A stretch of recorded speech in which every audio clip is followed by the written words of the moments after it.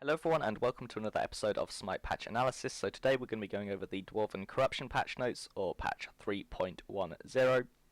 So first of all, I'd like to apologise for not getting a patch analysis episode out for last patch. I had exams all of that week, so didn't manage to get a patch analysis episode out before the patch was actually released, and I thought after the patch came out there was no point on really releasing a video on it. But anyway, so I'm back home now after finishing my first year at university, so I can make a load of videos now over the summer and everything will be great. So Fafnir is the new god in this patch, so his passive is really interesting. Just before I quickly brush over all these abilities, you can go and watch the high-res patch notes live stream, which I'll put a link to down in the description. Obviously watch this video first, but after watching this video, go and have a look at that if you want to see sort of the new god's abilities and the new skins and all that sort of stuff actually in game. You can see that there. So this god's been designed by Ajax, who I think is one of the best designers over at Hi-Rez. Like, the gods that he creates is just so interesting. Like, the way the abilities work are just so good, and I really enjoy playing them. But anyway, so passive, Fafnir gains 4 bonus gold from all minion structures, kills and assists. Fafnir also gains bonus protections based on the amount of gold he is currently holding, so that's going to give you a bit of a protection buff if you choose to stay on lane to get some extra gold before going back to buy items and stuff like that. His 1 deals damage to enemies in its path and stops at the first god it hits and will stun them for 1 second, and then it pulses outwards, slowing enemies nearby and the god it hit for 3 seconds. In dragon form, it does tick damage every second for 3 seconds and also shreds protections as well as slowing. So I'll get onto what dragon form means in just a second. So his 2 is called Coerce, and it basically is a buff which he can apply to teammates or himself. It boosts power and attack speed and will also heal. So that says healing himself. I believe that means that it heals him even if he puts it on a target, and the ally only gets the boost in power and attack speed. I presume that's what that means. And if he is in dragon form, then it has a larger area of effect and can buff multiple allies if you all stand together. But obviously you've got to be careful with that in a team fight, because if you're bunched together for him to apply that buff to you, if you're not quick about it, then enemies can just target all of their abilities onto your face, and that will hurt. So his 3 is a leap, and it's a bit interesting because most leaps, if you put them close to your feet, the full animation will go off. However, with this it doesn't. If you put the ability right at his feet, it will only do a very short animation as opposed to the full animation that it would do if you threw the ability out further. It will deal damage to enemies it hits and also disarm enemies in front of him. In dragon form, you can throw it out further, and also it deals increased tick damage and stuns the closest enemy, in addition to the disarm that it would normally apply. So dragon form is basically what happens when you activate his ultimate. You become invulnerable and transform into a dragon. You're also rooted in place for that duration. You're not invulnerable while you're the dragon, just while you're transforming into the dragon, which you're also rooted still for. You can't move, and basically it then pulses outwards in a radius. Enemies in that radius will then take tick damage every second for 3 seconds. His auto attacks become this massive dragon breath attack thing, which does tick damage, however will not proc item hit effects or scale off attack speed items and stuff like that. And as I just said, all of those abilities that I read out gain their respective bonuses when he is in dragon form. His main weakness comes from when he transforms out of dragon form, which can happen either when you activate the ultimate again, or when the timing runs out. You might choose to activate it early just so that you can start the cooldown, because the cooldown on it doesn't start until you've come out of dragon form, but you are rooted in place again, you cannot move. However, when you're coming out of dragon form, you can still take damage. So if you stay in the fight for way too long, the enemies can just unload all of their abilities on your face as you're coming out of dragon form, and you can't do anything about it. So new god skins all look really good as usual. I'll look forward to playing with some of those. I'm not quite sure what's going on here with the patch notes. It says is that pronounced worm? I've never known how to say that. Whatever it is, Slayer Ul. However, there's a picture of Anher and I believe that's his tier 2 skin, but whatever, we'll run with it. So some achievements as well, not really too interested in those, and item changes. So Gauntlet of Thebes, Mail of Renewal, and Stone of Gaia, which is basically the health tree, have had their health increased by 50 on each item. These items weren't really picked up, so slight buff there.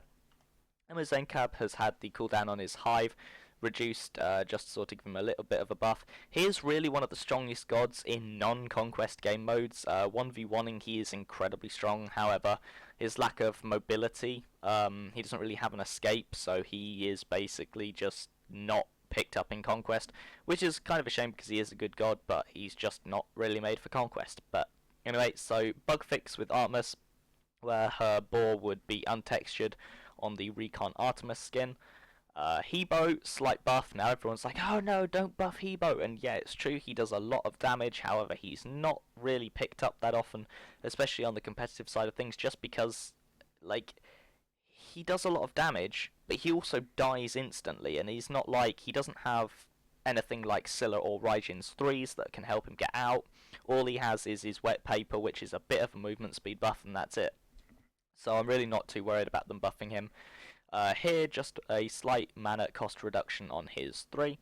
Nothing too over the top. Kukulkan, Slipstream, again, another god who suffers from, one, his lack of escape, because Slipstream, which is a slight speed increase and stuff like that, is not really that strong. That's had the cooldown reduced from 15 to scaling from 15 to 11 seconds at max rank. The other problem with Kukulkan, of course, is the fact that his ultimate is pretty damn difficult to lock down, because you can see it coming from a mile away and just sort of step out of the way, and if you can't get out of the way, then just quickly hitting Sanctuary or jumping or whatever will solve that. So Ratatoskr, since the rework, everyone's been moaning about him. I'm really happy that they're nerfing him because I love playing Ratatoskr now with the new kit. I find it really, really, really fun. However, it always sucks because I'll do well with him and then everyone will have a go at me because he's overpowered as crap right now. I wouldn't really say he's overpowered in terms of numbers. Obviously, they've nerfed the numbers a little bit here to compensate for the thing that I think is making him strong. Which is the fact that his abilities just synergize so well with each other. Everything happens so naturally with him. It's like ability into ability into ability, whereas some other gods, their kits just don't work well within themselves. I think with Ratatoskr, his kit, again, put it down to Ajax who did the rework. He just creates great abilities. Don't know what it is, he just does. Ratatoskr's kit just synergizes so well with itself. Like, each part of it just, it works together so well, which is something I think that a lot of gods lack, and that's why Ratatoskr is doing so well. But obviously they've nerfed the numbers slightly to account for that. So base damage reduction scaling from 100 to 260, now goes from 80 to 240 on his darts, which is his dash thingy. Flurry, which I believe is his spinny protection debuff thing.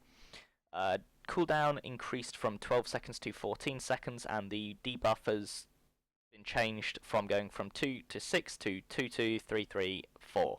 So that's been reduced as well, along with the nerf that they did to him today in a hotfix, which is basically a very, very mini patch which is just applied quickly. They increased the cooldown on is it called Acorn Blast? I think it is, which is the thing, if you hit all of the acorns, it is a stun. It does a lot of damage as well. That cooldown, I believe, was increased from 10 seconds to 15 seconds. So interesting to see if he's still overpowered there. I think he will still be strong, but I don't think he's going to be completely broken. And I'm really happy about that, because before the patch where he got reworked, he was just basically trash. So I'm really happy that we can now play him and that he can be effective. So Raijin has been a little bit overpowered, in my opinion. Just the amount of damage from his ultimate, and then his 3 is also just, and his 1-2 comp, basically he's broken, but not broken. Every part of his kit is a bit too strong, but nothing is horrendously broken, if that makes sense. Basically, there was an issue with his ultimate, which was causing it to do the wrong amount of damage. That got fixed in the that got patched in the hot fix today, along with the Ratatoskr stuff. and they're also going to reduce the lightning damage and the thunder damage from Thunder Crash, which is Raijin's 3, which is his movement ability. So I am happy about that. That works too. So Susano Storm Kata. I don't know why. I feel that should be Katana, but Kata, whatever. Scaling reduced from 90% to 80% on both of the hits, so that's like with his one, which is the Storm Kata, you sort of do the sort of cone slash attack, and then you do the spin attack, and then dash. So those two first bits are the damaging parts. The scaling has been reduced on both of them, so that's 20% effective reduction overall, and that no longer procs multiple item effects like Bluestone Pendant. So stuff like Bluestone Pendant was basically proccing on the first hit of the one and then on the spinny attack bit of it as well, so that's only going to proc once. And also fixed an issue with this ability when ranked up mid-use. I never ranked it up mid-use, I don't think, so I never experienced that ability. I don't actually know what that problem was, but that's been fixed if you experienced that. So, do I think this is enough to stop to nerf Susano? No. I think the main problem with him is his movement. He moves way too quickly. The dash on his 1 and the teleport to his 3 is just so fast. Like if you think of Thor's hammer, when you throw it out and you teleport to it, it doesn't feel anywhere near as sort of forced as teleporting to Susano's 3. Like with Thor's hammer, it feels like that it's smooth. There's an animation to it. You teleport to your hammer, and it just works. Whereas teleporting to Susano's 3 and also using his dash just feels too quick. And that makes him really difficult to play against because it's hard to sort of lock him down and pinpoint where the fuck he is. And also, it's actually so quick and sort of forced and clunky that it actually lags the game sometimes. Like, I was watching Adapting stream and he was having issues where his 1, when he used the dash, would actually lag the screen. And that's playing on a really good computer on lower settings, so I know that obviously Adapting's computer was not the problem there. So, you know, that's a bit of an issue that I reckon should be fixed. I think they need to add a bit more of an animation to the teleport, make it take a little bit of time, in a similar way to Thor's hammer, and I think we'll be good with that. And also, I don't know whether this is just me or this is just a general problem with him, but I feel that his 1 doesn't cancel properly sometimes. When I use the first 2 parts of the 1 to do damage, and then I want to cancel the dash so that I can use it later, I'll find myself cancelling it, like right click to cancel it, then I'll go to auto, but it'll still have the dash selected and it'll dash me anyway, and that's really annoying, especially when trying to clear a camp. I don't know whether anyone else has that problem. But yeah, let me know in the comments what you think of this patch. I will be putting links in the description to this webpage and also to the high-res patch notes live stream. So yeah, if you want to check those out, go ahead. Be sure to like the video if you liked it, subscribe to see more. Let me know your opinions on the patch down in the comments. Thank you very much for watching, and I will see you guys next time. Goodbye.